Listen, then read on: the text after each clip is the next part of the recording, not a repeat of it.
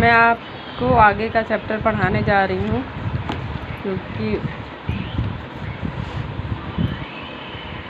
मुझे लगता है कि थोड़ा मैं आज आपको यहाँ से पढ़ाऊँगी।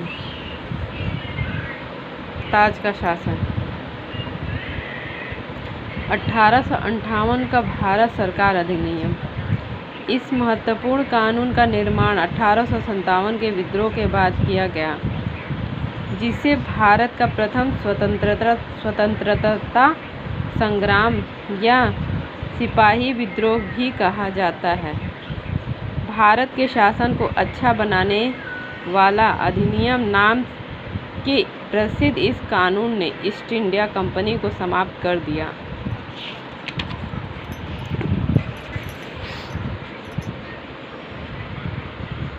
और गवर्नरों, क्षेत्रों और राजस्व संबंधी शक्तियाँ ब्रिटिश राजशाही को हस्तांतरित कर दिया।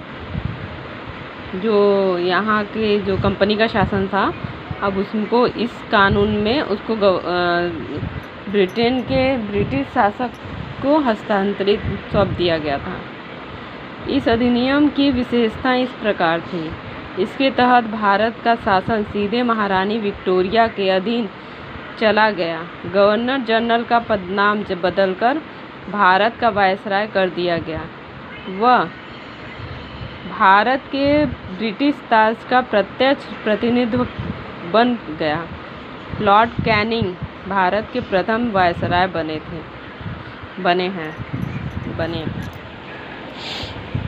सॉरी टू गाइस, का गला खराब है।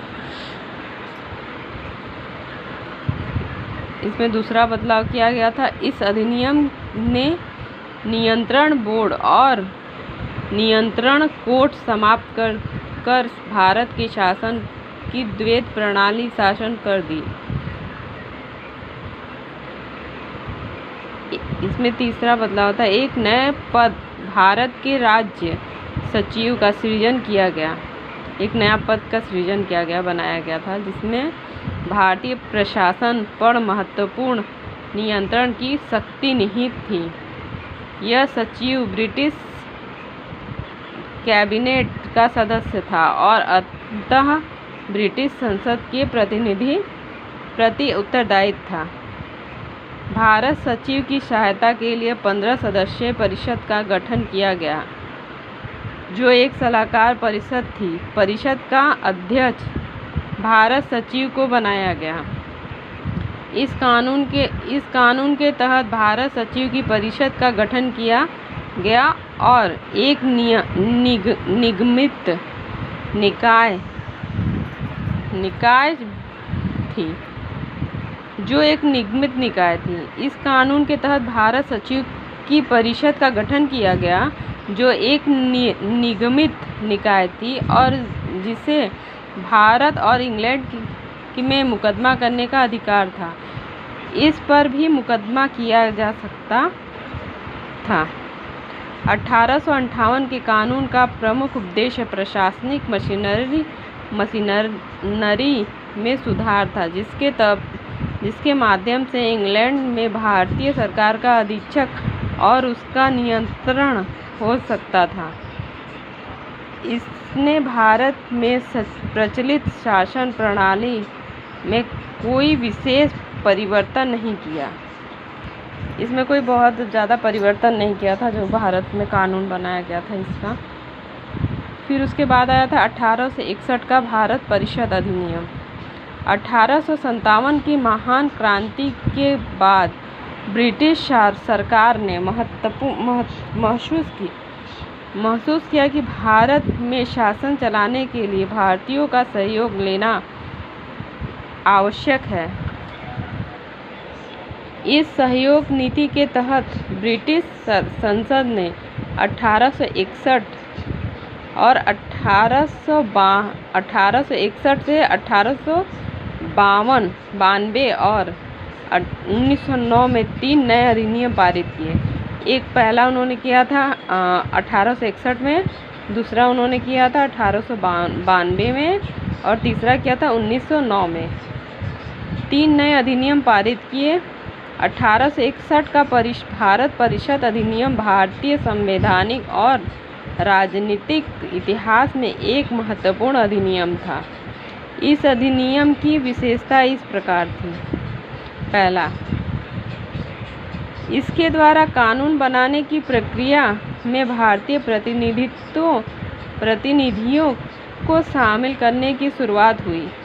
इस प्रकार सरकार कुछ भारतीयों को विस्तारित परिषद में गैर सरकारी सदस्यों के रूप में नामांकित कर सकता था। 1862 में लॉर्ड कैनिंग ने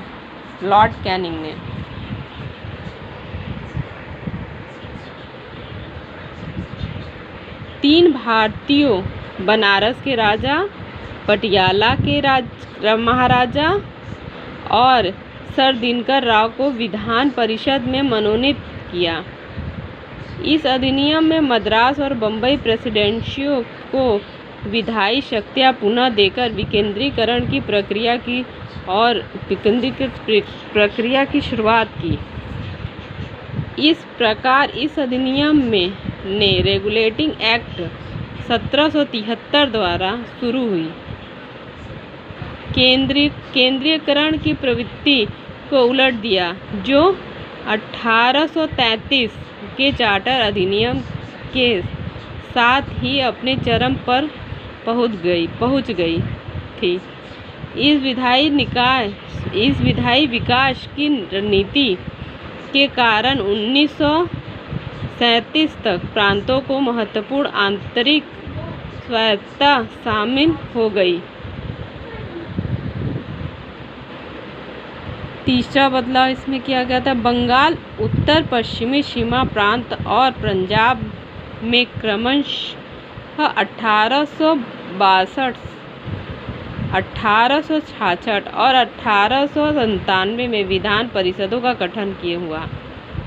इसमें वायसराय को परिषद में कार्य संचालन के लिए अधिक नियम और आदेश बनाने की शक्तियां प्रदान की।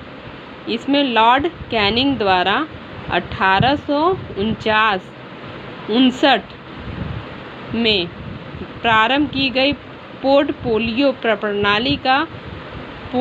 प्रणाली को भी मान्यता दी। इसके अंतर्गत वायसराय की परिषद का एक सदस्य एक या अधिक सरकारी विभागों का प्रभारी बनाया जा सकता था। एक परिषद उनका एक या एक से अधिक विभागों का प्रभारी बनाया जा सकता था तथा उसे इस विभाग में काउंसिल की ओर से अंतिम आदेश पारित करने का अधिकार था। इसमें वायसराय को आपातकाल में बिना काउंसिल की संस्तुति के अध्यादेश जारी करने के लिए अधिकृत किया। ऐसे अध्यादेश की अवधि मात्र 6 माह होती थी। यहीं से अध्यादेश स्टार्ट हुआ, जो आज भी हमारे राष्ट्रपति को दिया गया था।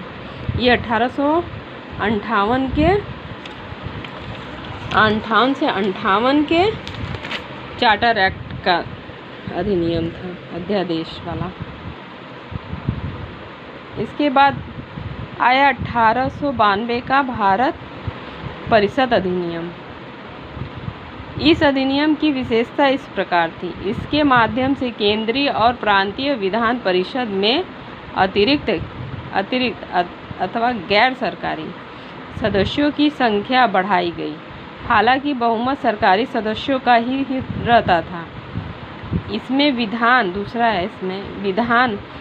विधान परिषदों के कार्यों में वृद्धि कर उन्हें बजट पर बहस करने की कार्यपालिका के प्रश्नों का उत्तर देने के लिए अधिकृत किया। इसमें केंद्रीय विधान परिषद और बंगाल चैम्बर ऑफ कॉमर्स में गैर सरकारी सदस्यों के नामांकन के लिए वायसराय की शक्तियों का प्रावधान था।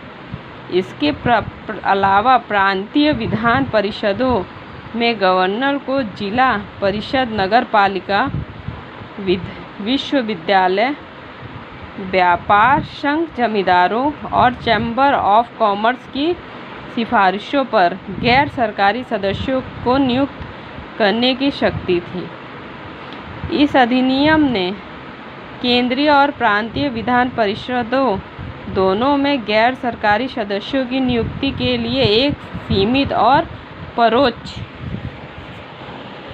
परोक्ष रूप से चुनाव का प्रावधान किया। हालांकि चुनाव शब्द का अधिनियम में प्रयोग नहीं हुआ था, मतलब चुनाव शब्द नहीं है अधिनियम में।